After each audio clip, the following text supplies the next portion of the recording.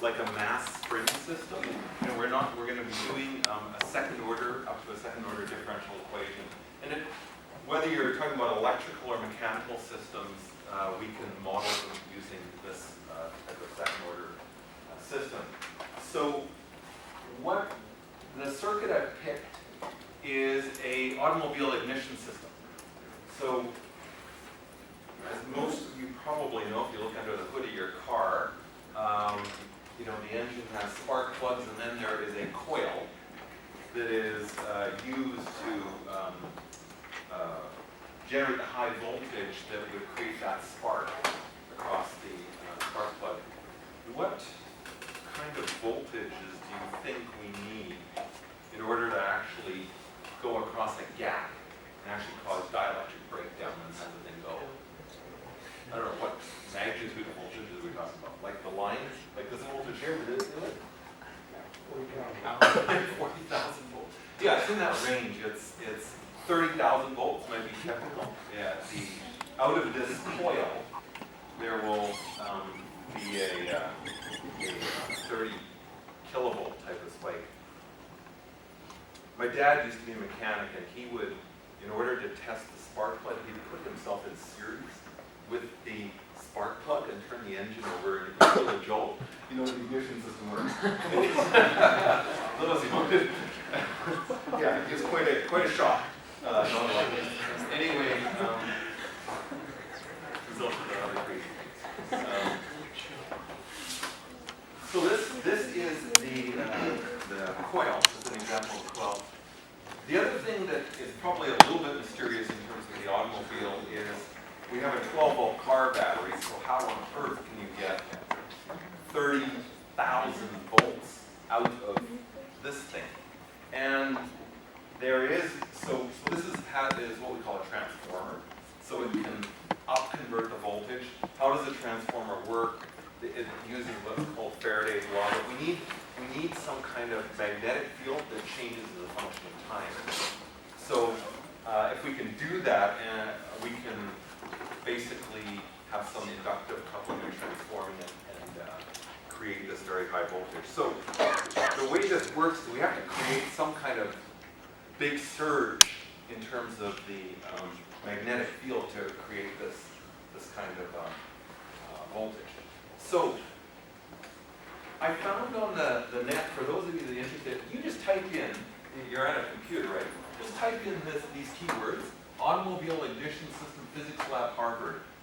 I think one of their first year physics labs, they have a very nice project right on this whole thing of the automobile ignition system.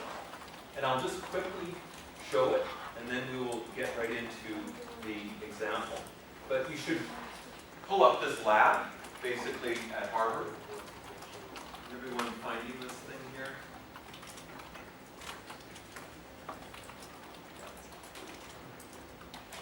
It was the first on Google, it was my first hit, if I put in all those keywords. But that's it, yeah. Should be a PDF and pull up this.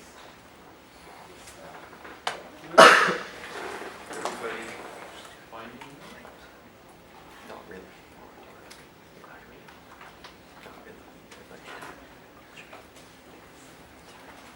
And if you do see it, I'll just show you two circuits, and then we'll kind of work with our own examples. But here's a circuit diagram of this is what would be in sort of older automobiles where they had the distributor and there was that points that opened and closed. But you have your car battery, there's some kind of resistance, and then there is this transformer that I'm holding up in my hand here. And it actually, it's got what's called primary and secondary, and one side of each winding is tied together. But the point is that it creates a surge of current on the primary. It inductively couples over into the secondary, and this is where you get your 30,000 volts, and we'll go across the spark plug like that. But what we need to do is interrupt this current. So we have to have some kind of a mechanism for interrupting the current, and sometimes that's bridged with what we call a capacitor. So we will be doing this circuit a little bit later. Just I think it's quite interesting, if you scroll down the document, they show you an example of electronic ignition system, where what happens, now of course the most modern cars, we don't really have a distributor, there's some kind of electronic switch that activates the primary, that's a MOSFET device. Here's an example. You got a circuit. Here would be an example of a circuit that you can use to interrupt that current flow in the primary. So this is it. It's a switch that's operated by some kind of low voltage sort of pulse circuit. So that's kind of background on what it is we're going to do. So the circuit I want to simulate, the first one, is this one right here. And I'm going to just go through. You don't really need to write anything down here. We're going to get to a point where I'll show you the basic equations. But just for my third-year students who have been studying some of this stuff, I'm just going to run through it. I think anybody who's done the first year apps, I would say the fall is very easy as well. Nothing new here. So what do we have? We're going to start with a simple one, which is just a battery, this resistor, this switch, and then an inductor. And this is where you would look, there would be a big voltage spike across here to go across the spark plug. We are going to simulate the circuit. How do we do that? Well, we apply Kirchhoff's voltage rule just around this loop, which says that the sum of the voltage drops around that loop should add up to 0. If I do that, then, and I just put some voltages across things here with polarities, so the way I'm going through, the battery potential is going up, then I have a voltage drop across the resistor, and then this inductor, which says then the source minus the voltage drop across that resistor is Ohm's law, IR, minus this voltage across the inductor should sum to 0.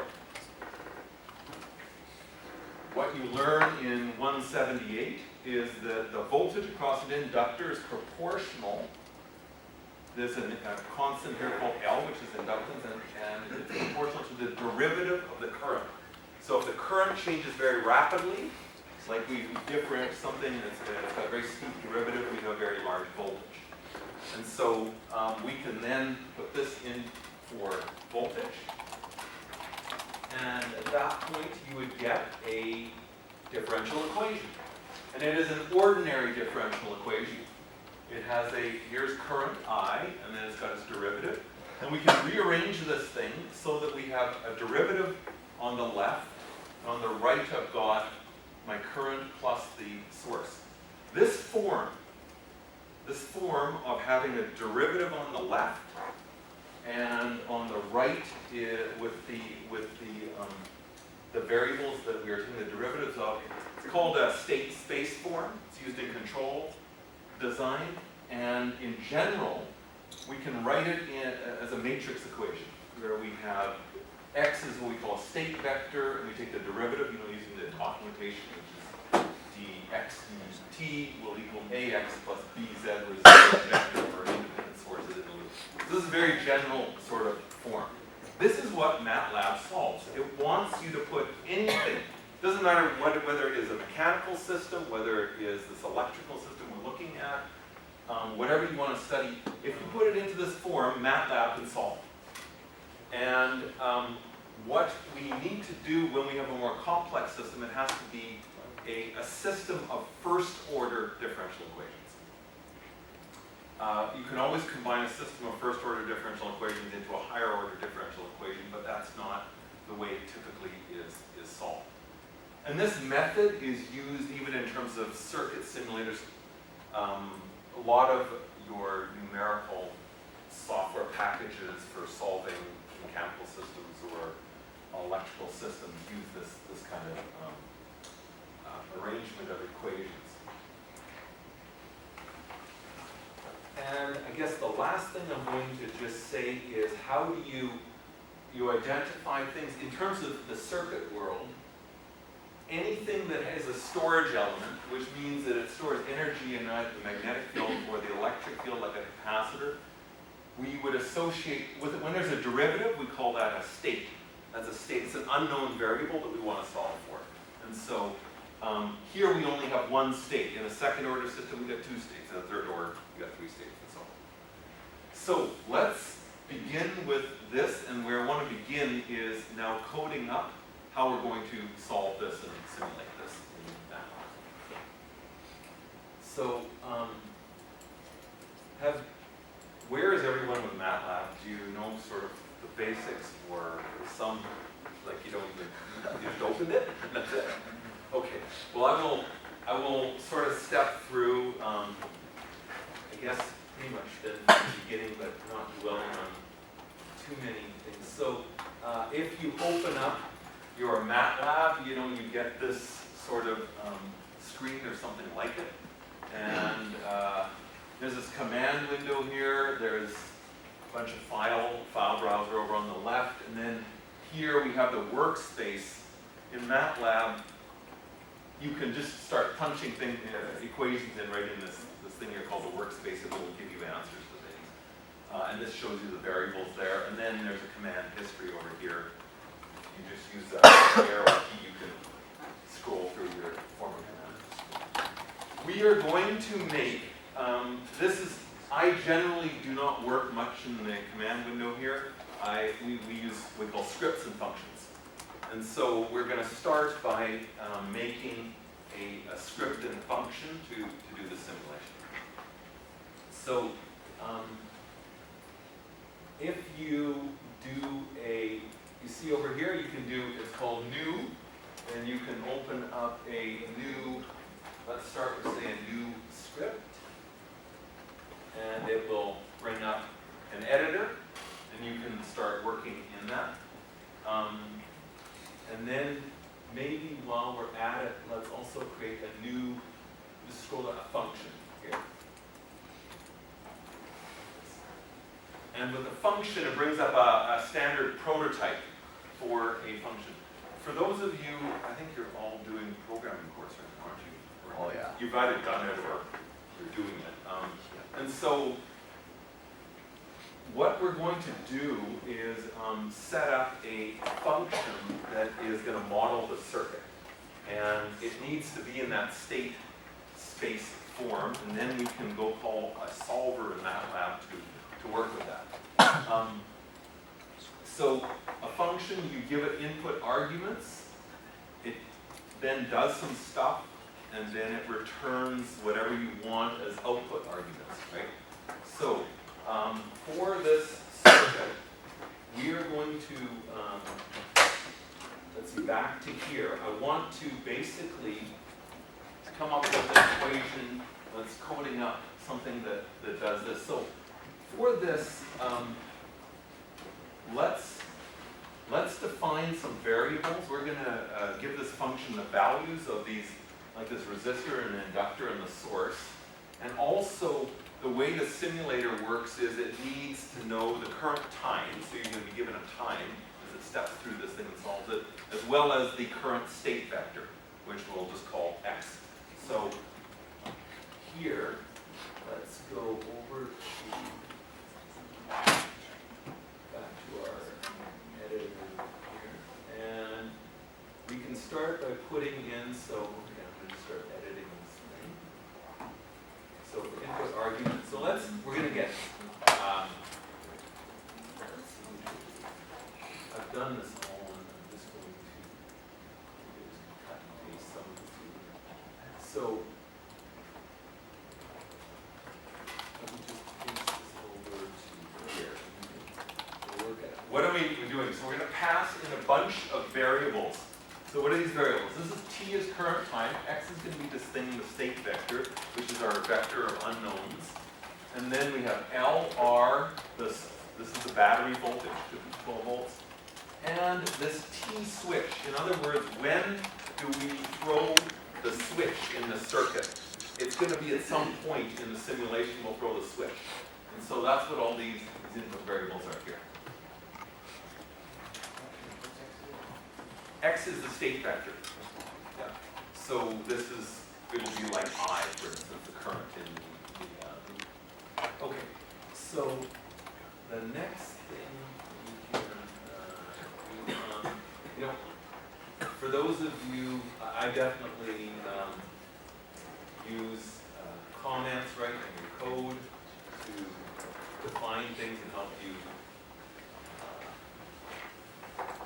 understand what it is you're doing. So just a few notes here maybe, like we're going to implement a series LR circuit, and the state vector in this case, it's only got one unknown, and so the first, it usually is a vector, but we're going to call x1 is just going to be the current in this loop that's running around.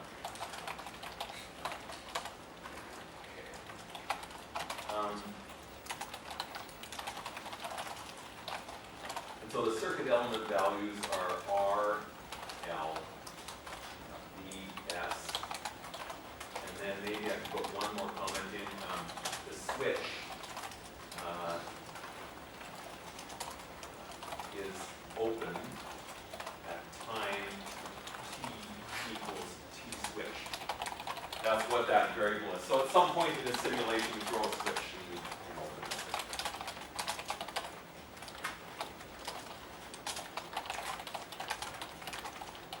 Okay, so now we need to just set up this matrix equation here, and I think to keep it simple to start with that. And we're going to throw the switch in later, but here I'm not going to just throw that physics first. I'm going to paste it in here.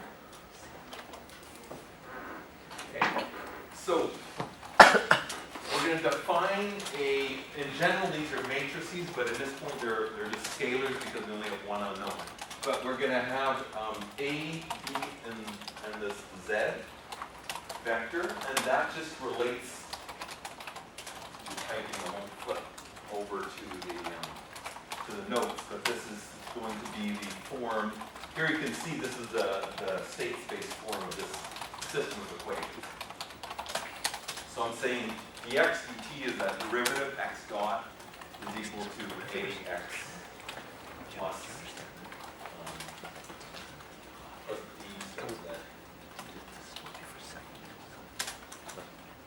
Is that font size enough for you to be able to see? Yeah.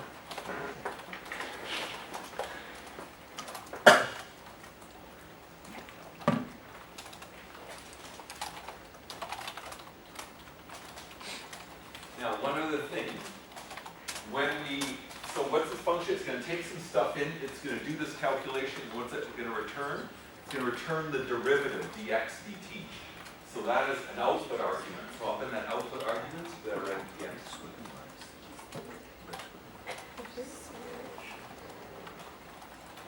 And we need to give this function a name so we can replace that untitled 2 with whatever you want to call it. I'm going to call it like my LR circuit. I have different versions because I already created one, so I'm going to have mine as version 2. You can have version 1, whatever you wish to label it. So this is going to be the name of the function, and a function has to be saved in the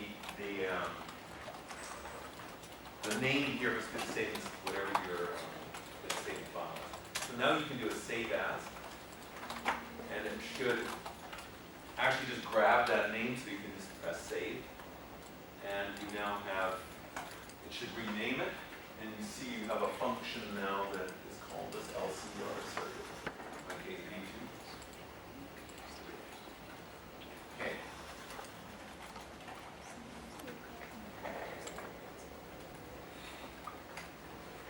So let's just recap where we are. If I flip back to what did we do? We just, what we've done is just rewrote this in that vector form. So rather than I'm calling it x.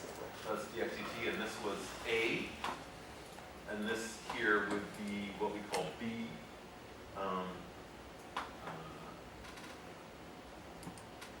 B being actually, should be over L.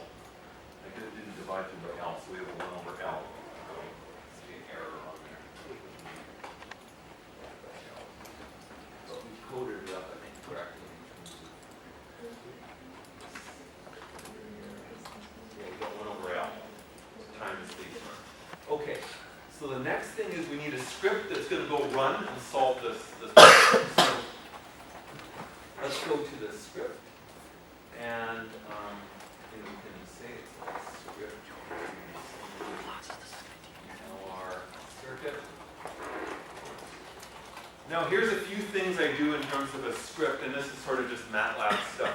The first thing I like to do is clear my workspace, because it could be that you've been working, this output stuff to the workspace, it's always nice to keep it clear, so when you run your simulation or whatever you're doing, no variables get inadvertently overwritten or things like that. So I usually go clear, and this clears the workspace. One other thing, if your command window gets really cluttered, there's another command called CLC, which clears CLC, and this will clear the command console.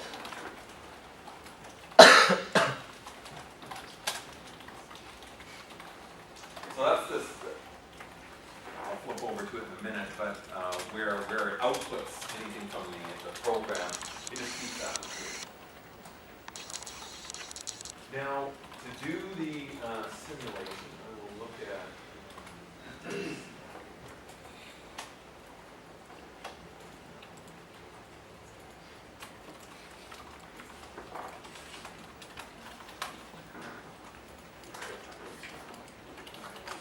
so, let's see. I also like to give I have a variable I define with a program name, and let me just paste this piece over, because these things are working here. I'll explain what I'm doing. So I'm just giving, this thing here is, I have a variable which is going to be the name of my script.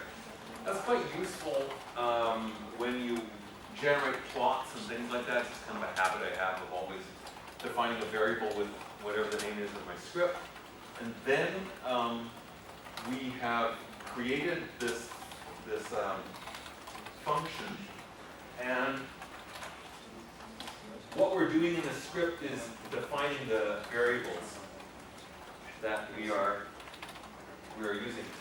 This first line is, I'm going to create what's called a circuit. In MATLAB, the MATLAB language, we call it the handle. So when that little @ symbol here, essentially what it's assigning, you can think of it like a pointer. It's a pointer to the function that we're going to execute. And we need that when we run this solver that MATLAB has.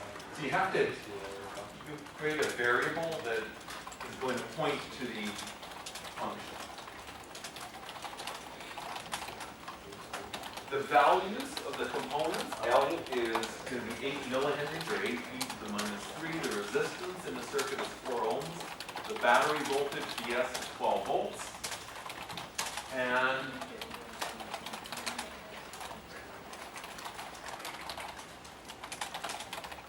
there is a couple of other variables which, if you study these circuits, tau is what we call a time constant. It's just going to be the ratio of L over R.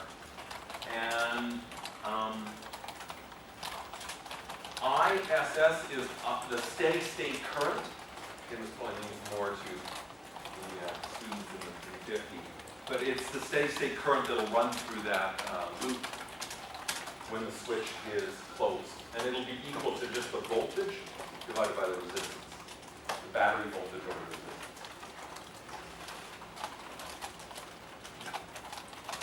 So at this point, make sure that whatever you have your functions called, make sure that you make it equal to the same string in there. So it won't be an error.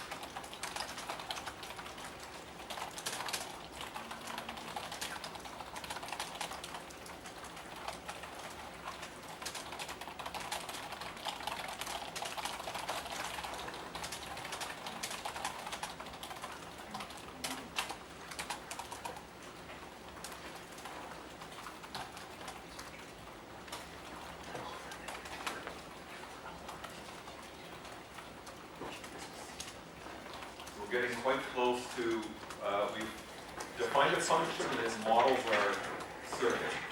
We've just defined the input variables. What we now need to generate is a time vector that the simulation is going to run over. So we have to make a vector of time samples. Then we will call the solver and we can run it. So let's create that time vector next.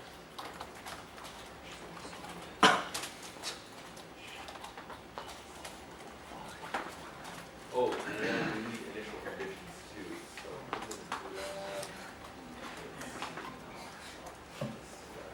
Here.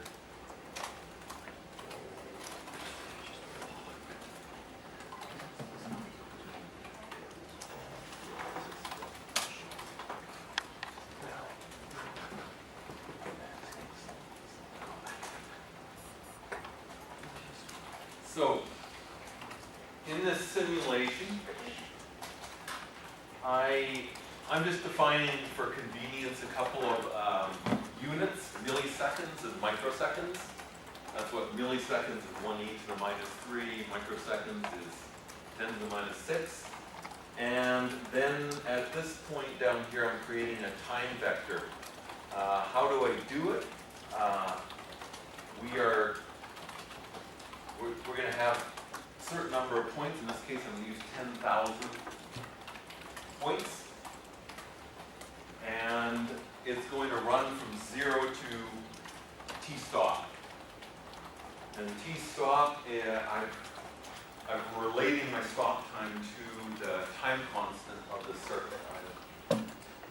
You'll sort of see in a few minutes why I do that. And we're going to say that the switch is going to be thrown at 5, after 5 time constants, and the simulation ends at 6 time constants.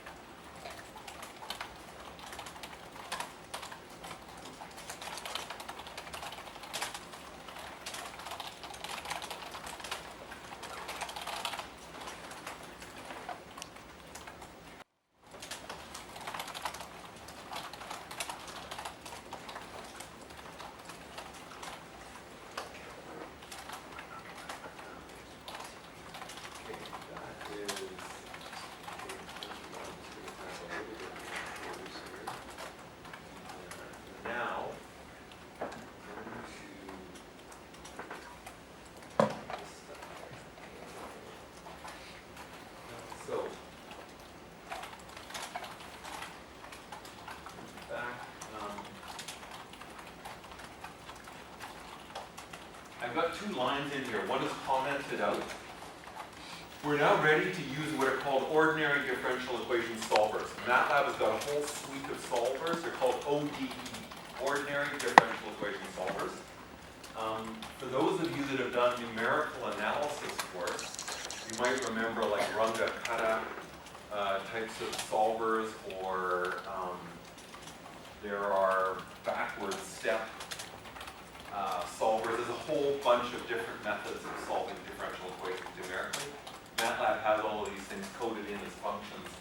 Depending on the type of circuit or system, whether it's what we call stiff or different solvers will converge at different rates. So I was experimenting with 2, and right now we'll use this thing called ODE45, which is a Runge-Kutta type of solver.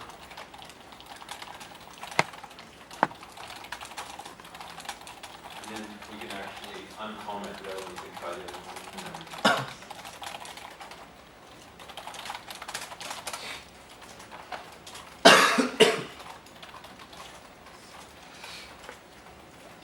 And save this script. You want to now save it. Save as, give it a name.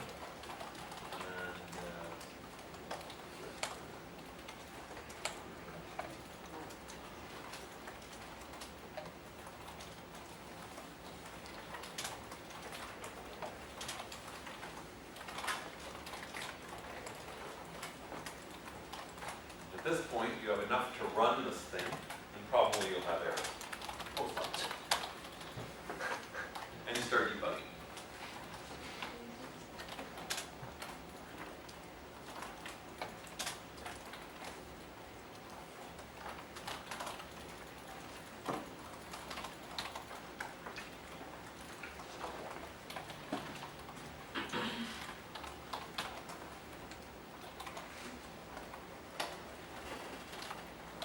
You know what, for the initial simulation, I had 10,000 points, that's a lot, and we simulated a lot. Maybe I'm just gonna change that to 2,000, just, because if you have a lot of points, these simulations can take a while. On your first run, you really don't want to have any,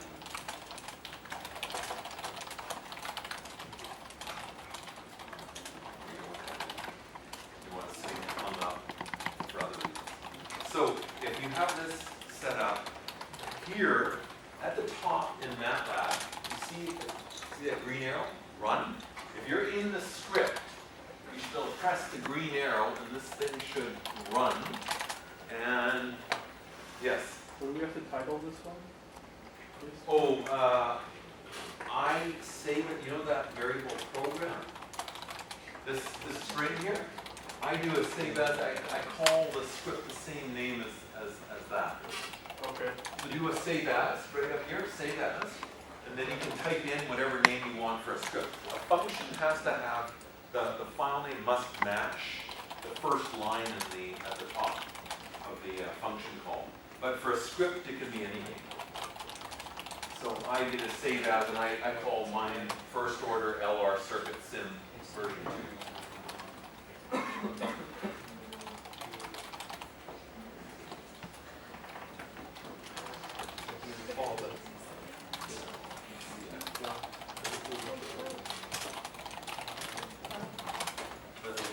All right, but did you, okay, but you're getting variables in your workspace here? Yeah. Good, good, good. Okay. Well, actually, if nothing happened, you don't have a lot of red coming out here saying all sorts of errors, you're probably doing quite well.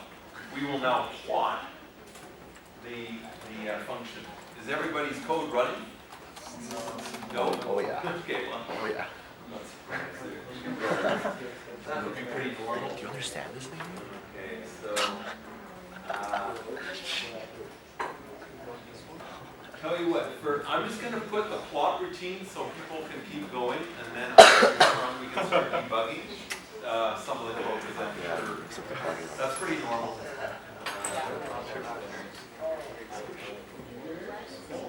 And if anybody is experienced with MATLAB, maybe you might help your neighbor or whatever to debug probably syntactical errors or something.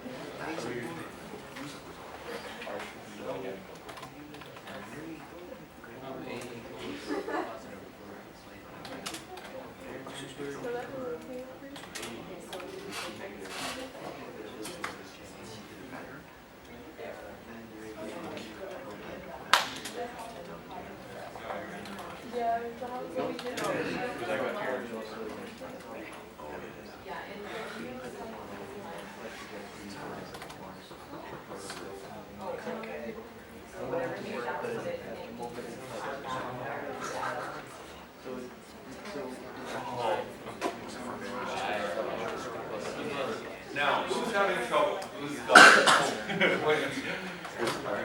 Why don't I start this deep? I'm starting with that. What's happening in your fingers? Do you have here? I'm good. So to finish this off, we have not got a switch in this thing right now. So we have to add a switch.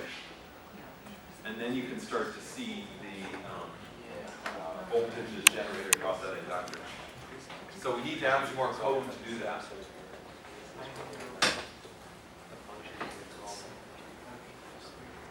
So let me put the code up for those of you that are there, and then I'll come around and maybe try to follow those that are still.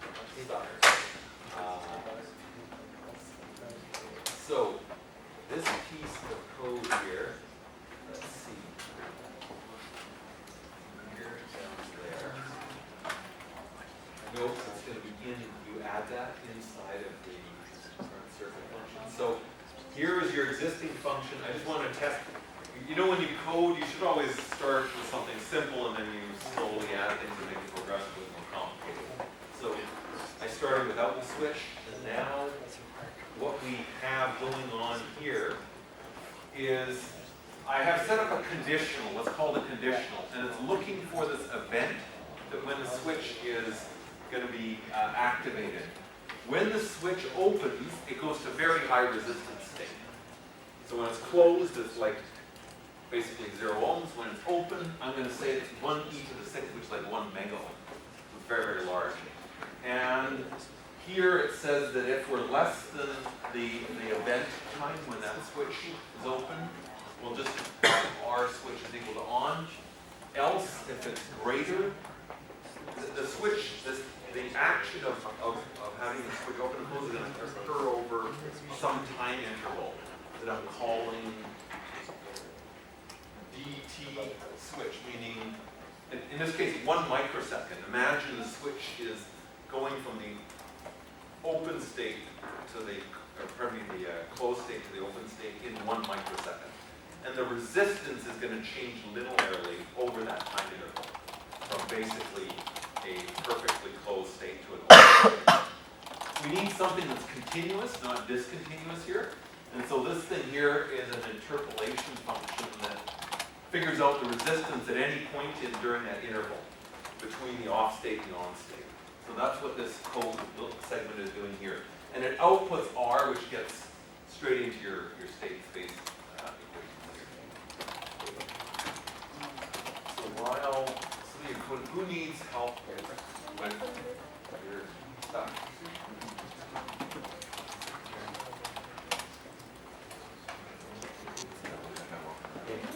Check your. If you want to just finish this,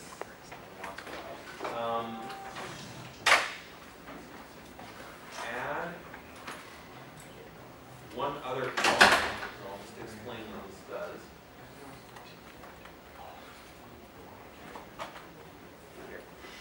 So the voltage across the inductor depends on the derivative of the current. The solver solves for the current. So here, we can take the numerical derivative using what's called the diff. Diff is just a built-in function in MATLAB that takes the difference. It's like the difference between each element in the vector. And so we have to create a matching time vector, which is because when you take the difference, the vector length gets shortened by 1. It'd be like taking, the difference between each neighbor. So the vector length becomes shortened by 1. Then you can plot basically the time vector versus the voltage across the inductor using this. And you will see that you should get a fairly large spike, and now you should start to see that kind of kilovolt type of voltage spike.